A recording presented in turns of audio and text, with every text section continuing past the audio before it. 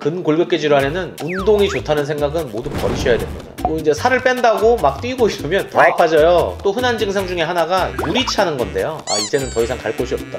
그러면 수술해야죠. 실내 자전거 타면 어떠냐 이렇게 여쭤보세요.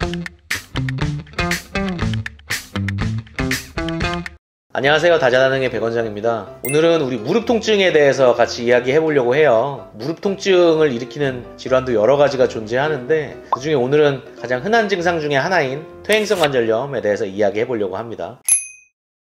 무릎의 퇴행성 관절염이라는 거는 말 그대로 이 관절이 퇴행했다라는 뜻인데요. 무릎 관절에 있는 연골이 변성이 생기면서 퇴행성 변화를 보이면서 여러 가지 문제를 일으키는 병을 우리가 퇴행성 관절염이라고 표현합니다. 허리 사이에 디스크가 있는 것처럼 이 대퇴뼈하고 아래다리뼈 사이에도 연골이 있어서 이게 이제 쿠션 역할을 해주는 거죠. 우리가 걷거나 활동하고 뭐 뛰고 움직이고 할 때마다 충격을 흡수해주는 역할을 하게 되는데 이 부분에 문제가 생기면 뼈끼리 서로 부딪히고 자극을 받게 되면서 통증이 생기고 문제가 생기는 겁니다. 우리가 흔히 이런 걸 이제 무릎의 퇴행성 관절염이라고 표현하죠.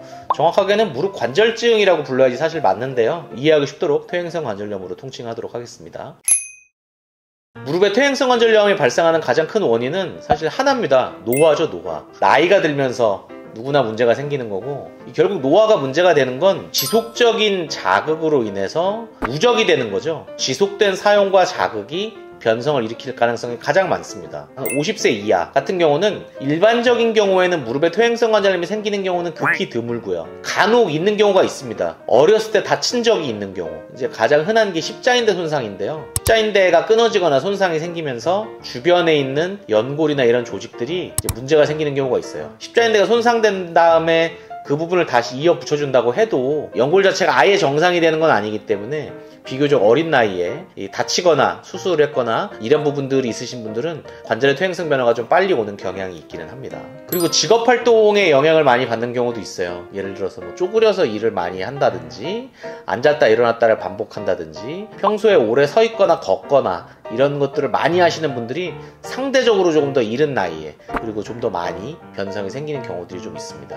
요즘에는 사실 영양 상태도 좋고 다들 관리를 많이 하셔가지고 사실 50대 이하는 일반적인 경우에는 크게 찾아보기는 어려운 걸로 생각을 합니다.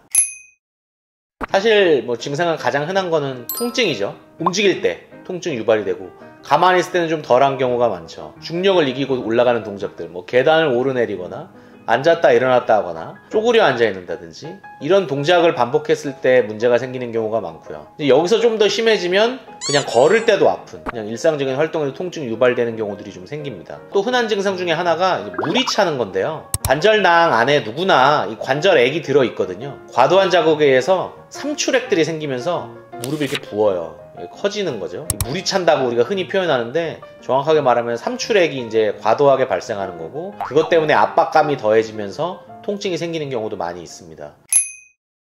무릎의 퇴행성 관절염을 진단하는 가장 이제 좋은 방법은 엑스레이죠. 엑스레이로 뼈의 구조와 기타 구조들을 여러 가지로 확인할 수가 있고요. 퇴행성 변화를 이제 관리하는 척도인 켈러 앤 로렌스 그레이드라는 게 있는데요. KL 그레이드 이렇게 표현하는데 관절강이 좁아진 정도 그리고 뼈가 자라나는 정도, 뭐 골극이라고 표현하는데요. 이런 것들을 통해서 퇴행성 변화를 이제 관찰해내는 그런 척도가 있습니다.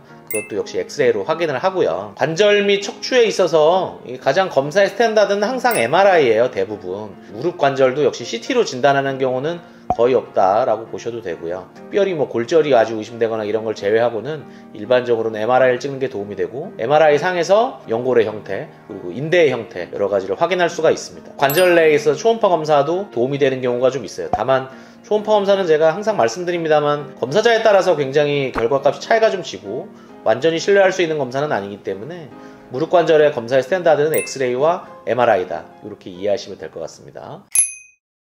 아까 제가 뭐 증상이 발생하는 원인에 대해서 사실 언급은 안 했습니다만 비만이 좀 영향을 많이 줍니다. 이 무릎 관절이 과도하게 자극을 받고 이런 거에 영향을 좀 주니까요. 또 이제 살을 뺀다고 막 뛰고 이러면 더 아파져요. 그래서 사실 좀 불가분의 관계에 좀 있기는 합니다. 어쨌든 체중 감량이 좀 도움이 되고요. 보존적 치료로는 여러 가지가 있는데요. 일단 첫 번째는 뭐 충격파 치료 저는 많이 합니다. 충격파 치료가 이런 관절 주변에 자극을 줄여주고 연부 조직들을 재생 강화시켜주는 역할을 하기 때문에 증상 개선에 좀 도움이 됩니다. 염증을 가라앉혀주는 통증 주사도 있고, 이 연골 주사라고 해서 사실 여러분들 많이 알고 계실 텐데 실제로 진통 효과나 이런 건 없지만 이 엔진에 기름칠 해주는 것처럼 연골에 윤활액을 넣어서 증상을 호전시키는 방식의 치료도 있습니다. 이제 그러한 방식의 보존적 치료로 더 이상 호전이 없다, 이제는 더 이상 갈 곳이 없다, 그러면 수술해야죠. 보통 이제 연골을 좀 다듬어주고 좀 염증 조직들을 좀 씻어내주고 간단하게 이렇게 치료하는 방법들이 존재하고요. 이제 그걸로 더 이상 해결이 안 된다, 그러면 이제 최종적으로는 인공관절로 가는 거죠. 인공관절이라는 거는 좀 신중해야 되는 게, 일단 하고 나면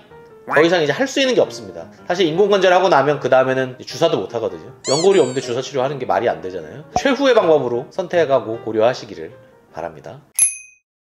물리치료만으로도 효과가 있나요? 물론 뭐 효과가 없다고 말할 수는 없겠죠. 물리치료 자체가 여러분도 생각해보면 아시겠지만 증상을 완벽하게 개선되기는 택도 없죠. 물리치료만으로 개선될 정도의 상태라면 아무것도 안 해도 개선될 겁니다. 사실 충분히 휴식하고 안전가려하고 나면 어느 정도는 개선되니까요. 만약에 그럼에도 불구하고 개선이 안 된다, 그러면 적극적으로 치료하는 게 낫고, 물리치료하는 정도로 치료할 바에는 저는 그냥 댁에서 쉬시기를 권합니다. 퇴행성 관절염이랑 류마티스 관절염은 어떤 차이가 있나요? 이 류마티스 관절염이라는 병은 굉장히 희귀 질환이에요. 손가락 아프면 다 류마티스 관절염 아니야 이렇게 얘기하는데, 사실 류마티스 관절염은 전신에 다 생기고 자가 면역 질환이기 때문에, 그리고 치료도 쉬운 병이 아닙니다. 무릎에 있는 관절을 자기가 스스로 파괴하는 문제가 있다, 그러면 류마티스 관절염으로 진단할 수 있겠습니다만, 퇴행성 관절염은 그와는 전혀 관계없이 노화로 인해서 관절이 쉽게 말해서 닳아서 문제가 생기는 거니까요.